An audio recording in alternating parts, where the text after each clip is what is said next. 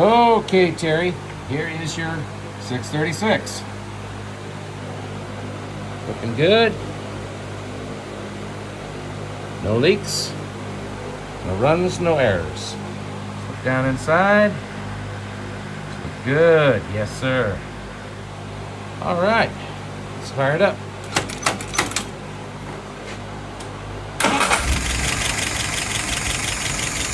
Yes, yes. Looking good. All righty.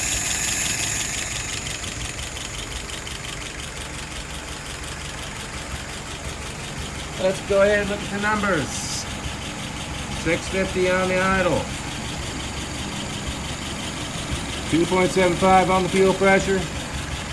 And again, about 23. Alright, you already know what my dwell is.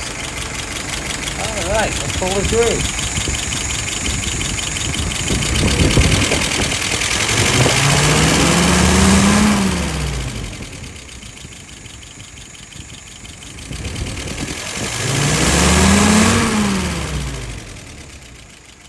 All right, sir.